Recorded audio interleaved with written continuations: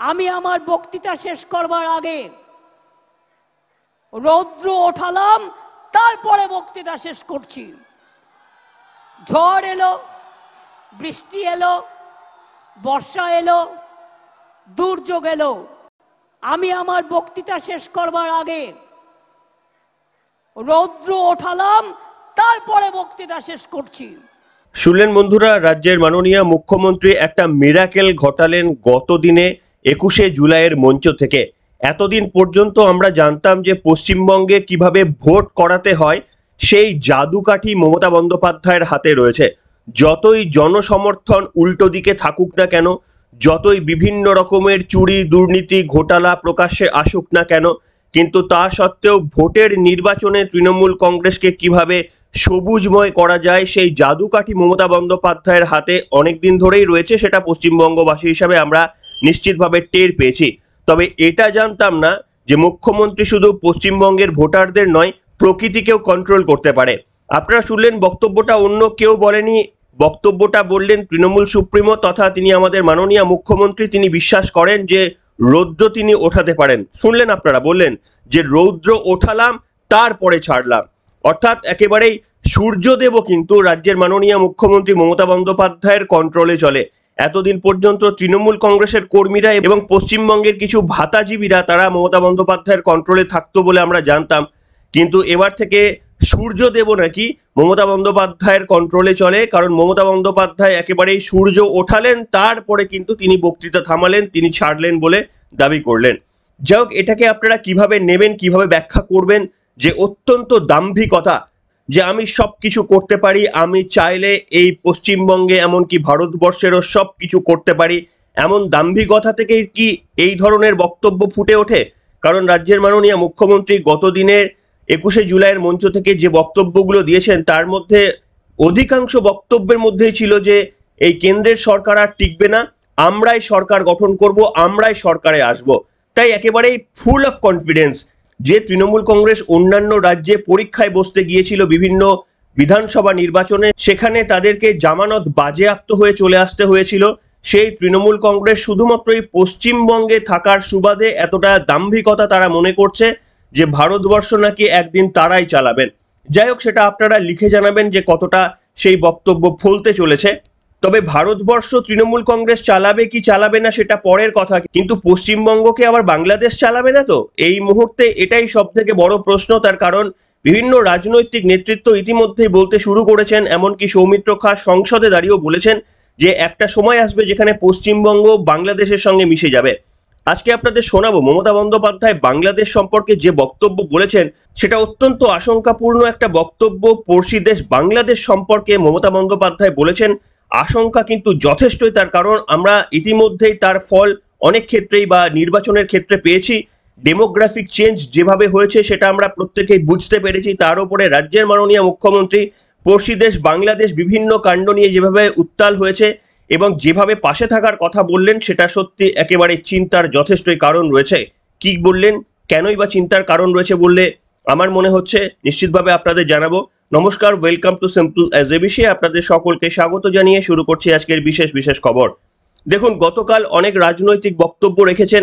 More or less Mamata বন্দ্যোপাধ্যায়ের যেটা line ছিল যে এই বিজেপি সরকার তারা পড়ে যাবে, তারা আনস্টেবল, টাকা দিয়ে সরকার তৈরি করেছে, এই সমস্ত বক্তব্য, এবং আমরা নাকি ক্ষমতায় আসবো, এই অলীক কল্পনা যেটা ভোটের আগে মমতা বন্দ্যোপাধ্যায় দেখেছিলেন, সেই স্বপ্ন বা সেই কল্পনায় মমতা বন্দ্যোপাধ্যায় এখনো পর্যন্ত নিজের মনে সেই স্বপ্নের জাল বুনে চলেছেন।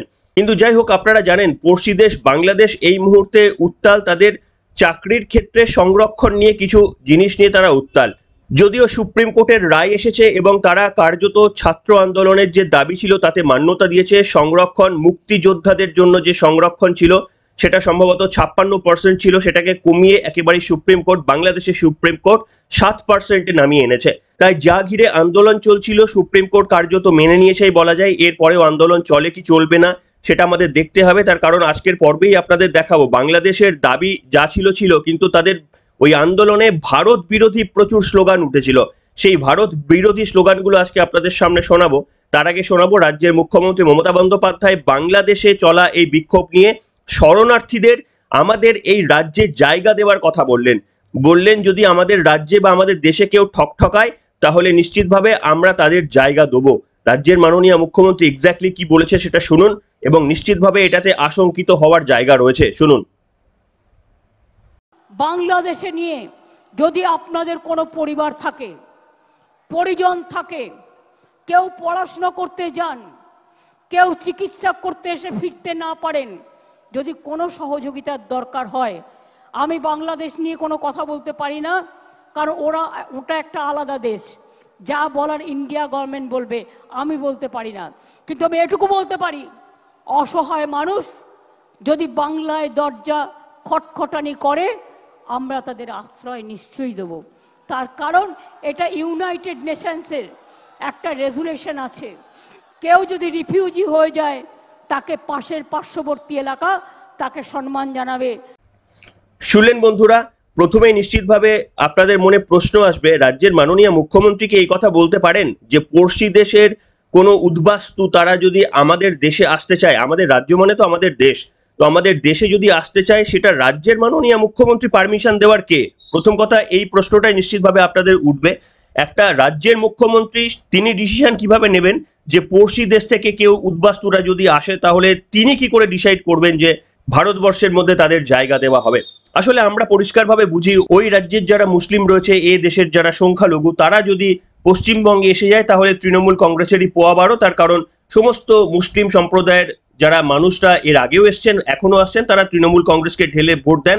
কার্যত পশ্চিমবঙ্গের ডেমোগ্রাফিটা যেভাবে বদলে যাচ্ছে, তৃণমূল কংগ্রেসকে হারানোটা অনেক কঠিন হয়ে যাচ্ছে, এটা সকলেই জানি। কিন্তু প্রশ্ন ওই এখতিয়ার নিয়ে।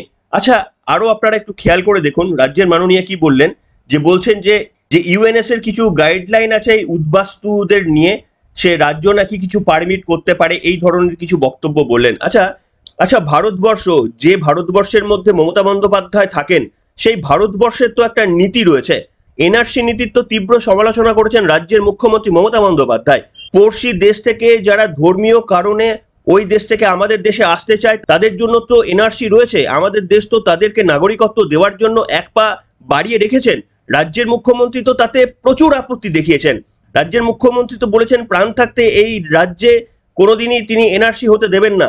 তাহলে আজকে তিনি কেন বলছেন যে ওই দেশে যারা উৎপীড়িত, যারা আমাদের কাছে দরজা ঠকঠক করবে, তাদেরকে আমরা জায়গা দেবো? এটা কি করে বলছেন? তার মানে কি মুখ্যমন্ত্রী ওই ক্যালকুলেশনটা করেছেন যে যারা আসবে তারা মুসলিম সম্প্রদায়ের মানুষরা আসবে?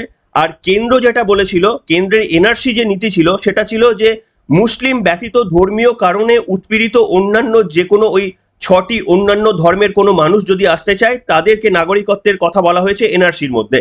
আর মুখ্যমন্ত্রী মমতা বন্দ্যোপাধ্যায় কিন্তু এটাই সুযোগ দেখছেন যে যদি এই মুহূর্তে বাংলাদেশে যেভাবে উত্তাল হয়েছে, সেই কারণে যদি কোনো মানুষ আসতে চায় তাহলে তিনি তাদেরকে জায়গা দিয়ে দেবেন। এখানেই প্রশ্ন হচ্ছে, মুখ্যমন্ত্রী তার মানে মুসলিম ব্যতীত অন্য কেউ আসুক এইটা তিনি চান না, কিন্তু মুসলিমরা আসুক এইটা রাজ্যের মাননীয় মুখ্যমন্ত্রী চায়। তার বক্তব্যের ন্যারেটিভটা কি এইভাবে কি আমরা তৈরি করতে পারি? আপনারা কিন্তু আপনাদের মন্তব্য লিখে জানাবেন। তার কারণ মুখ্যমন্ত্রী যদি এনআরসি কে সাপোর্ট না করেন, তার মানে বাইরের দেশ থেকে এদেশের মানুষকে আসাতে তিনি যদি সাপোর্ট না করেন, তাহলে সেই মুখ্যমন্ত্রী কি করে বলছেন যে আপনারা যদি দরজা ঠকঠক করেন আমরা দরজা খুলে দেবো বা খোলার চেষ্টা করবো? এই ধরনের যে বক্তব্যটা এক্স্যাক্টলি তিনি বললেন, মুখ্যমন্ত্রী কেন সে কথা বলছেন? তার তো আপত্তি ছিল এনআরসিতে।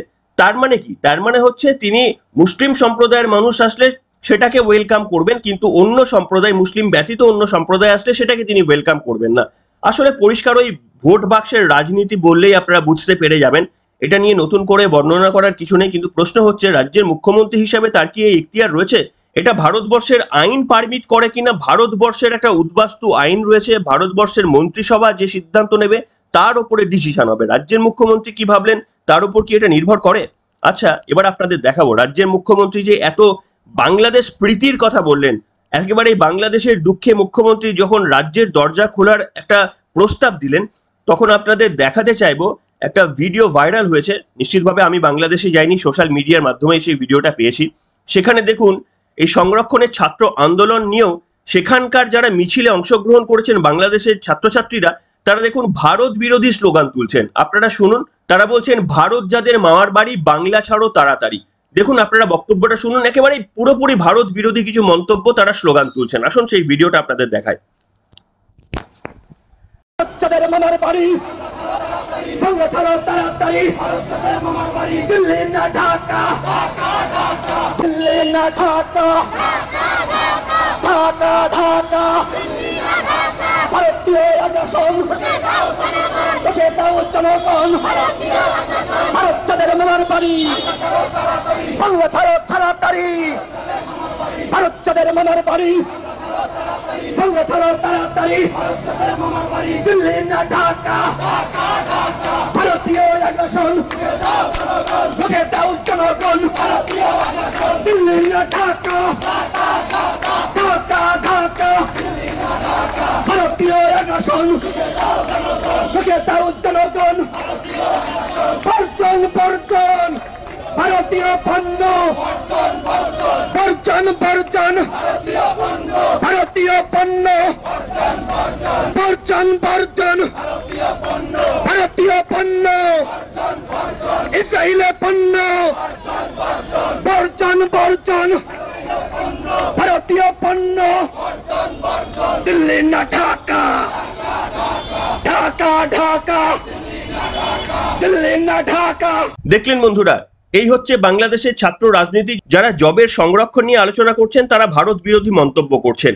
হেন বাংলাদেশিদের জন্য নাকি আমাদের রাজ্যের দরজা খোলা হবে। আপনারা কি সাপোর্ট করেন? আপনারা কি চান যে বাংলাদেশিদের জন্য একেবারে আমাদের রাজ্যের দরজা উন্মুক্ত করে দেওয়া হোক, সেই সমস্ত উদ্বাস্তুরা আমাদের রাজ্যে ঢুকে আমাদের সমস্ত কিছু কেড়ে নিক? এটা কি আপনারা চান? আজকের পর্বে নিশ্চিতভাবে আপনারা লিখে জানাবেন। এবং আপনারা কিছুদিন আগেও দেখেছেন এই টি-20 ওয়ার্ল্ড কাপ যে হয়ে গেল, ক্রিকেট ওয়ার্ল্ড কাপ, সেখানে বাংলাদেশ অনেক আগেই বিদায় নিয়েছিল আর ভারত ফাইনালে খেলেছিল সাউথ আফ্রিকার সঙ্গে। গোটা বাংলাদেশ সাউথ আফ্রিকাকে সাপোর্ট করেছিল এবং আপনাদের দেখিয়েছিলাম বিরাট কোহলি আউট হতেই কিভাবে উল্লাস, তারপরে মানে ভারতকে হারানোর জন্য কত রকমের তাদের প্রার্থনা, কত কি ভারতকে হারানোর জন্য। এবং শুধু একটা বলে নয়, এরকম যত কিছু থাকবে সবসময় এরা ভারত বিরোধী কার্যকলাপে লিপ্ত। অথচ ভারত কিন্তু এদের স্বাধীনতা এনে দিয়েছিল। ভারত যদি না থাকতো বাংলাদেশ পাকিস্তানের কাছে পরাধীন থাকতো এবং পাকিস্তানের হাত থেকে বাংলাদেশকে ছাড়ানোর যে মুক্তিযুদ্ধে ভারতবাসীর যে একটা অবদান রয়েছে সেটা কোনোদিনই বাংলাদেশিরা স্বীকার করে না। এহেন বাংলাদেশিদের জন্য, এহেন মির্জাফর যার যে দেশে রয়েছে, একেবারে তাদের জন্য আমাদের দেশের বা আমাদের রাজ্যের দরজা উন্মুক্ত করে দিতে হবে। রাজ্যের মুখ্যমন্ত্রী মমতা বন্দ্যোপাধ্যায় কিন্তু একেবারে এই ধরনের একটা আভাস দিলেন। আর জানি না এই আভাস পাওয়ার পরে এই খবর তো বাংলাদেশিদের কানে তো পৌঁছে যাবে, কারণ সেখানকার মিডিয়ারা বলবেন। তারপরেই দেখবো যে অতি উৎসাহিত যে সমস্ত নাগরিকরা রয়েছেন, যারা ইতিমধ্যেই ফাঁক ফোকর খুঁজছিলেন যে কখন ভারতবর্ষে বা পশ্চিমবঙ্গে ঢোকা যায়, তারা এটাকে সুবর্ণ সুযোগ হিসেবে বেছে নেবেন কিনা। তার কারণ আপনারা জানেন পশ্চিমবঙ্গ বাংলাদেশের এরকম 72টা নাকি বর্ডার রয়েছে, যে বর্ডারে রাজ্যের মুখ্যমন্ত্রী মমতা বন্দ্যোপাধ্যায়কে বলা সত্ত্বেও তিনি বিএসএফকে জায়গা দেননি।